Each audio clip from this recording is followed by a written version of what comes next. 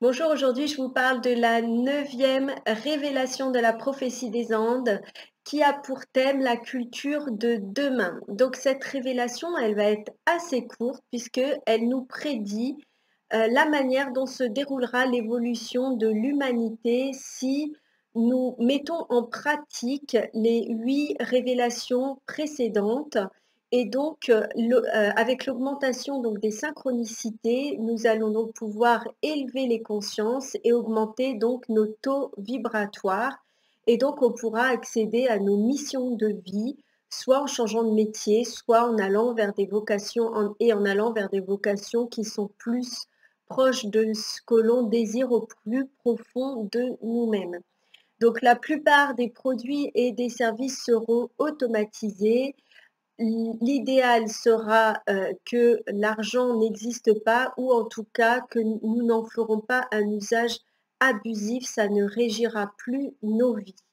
Donc on consommera le strict nécessaire, ce dont on a besoin et donc les sources d'énergie deviendront bien sûr gratuites. Donc le but de cette élévation ultime est d'accéder à la dimension 4D où le temps donc, et l'espace n'existent pas et donc cela mettra fin au cycle de la vie et de la mort, ce qui peut paraître un petit peu surprenant. Donc, juste pour rappel, quand on parle de 3D, hein, des plans 3D, c'est le plan, 3 plans, c'est le passé, le présent et le futur. Et le 4D, c'est l'endroit où l'énergie est information sans temps, c'est juste ici et maintenant. Donc voilà, ça c'est pour la neuvième révélation.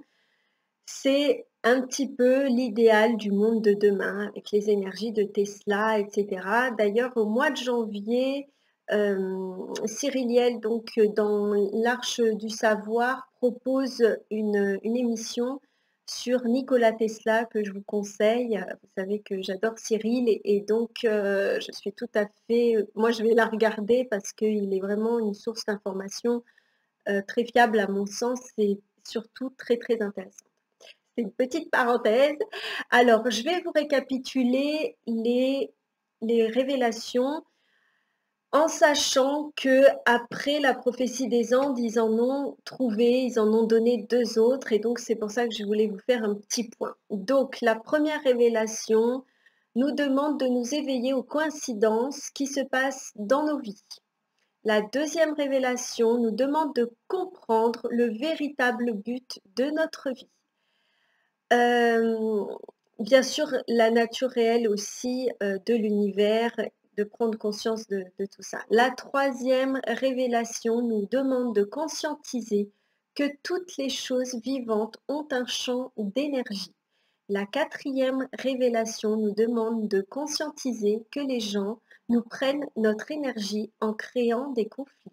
La cinquième révélation nous demande de conscientiser que de prendre l'énergie des autres n'aide personne. La sixième révélation nous demande d'être conscient que nous avons une destinée à accomplir en utilisant notre propre énergie. La septième révélation nous demande de conscientiser que tous nos faits et gestes sont guidés. La huitième révélation nous demande de réaliser que les réponses que nous cherchons nous sont données par les gens que nous croisons. Ensuite, la neuvième révélation nous demande de comprendre que l'humanité est en train d'effectuer un voyage vers une vie parfaite, harmonieuse avec tout ce qui vit, et donc de mettre fin au cycle de la vie et de la mort après avoir donc transformé notre énergie en une énergie spirituelle.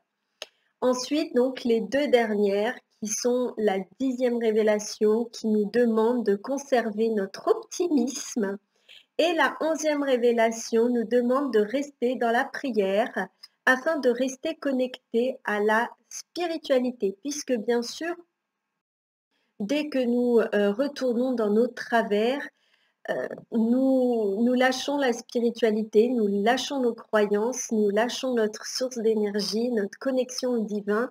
Et donc là, on doit tout recommencer à chaque fois et c'est fort dommage. Donc cette 11e révélation, pour moi, elle demande vraiment qu'on reste toujours dans cette énergie de positivisme et de se dire: «On va y arriver, on va y arriver, on va y arriver».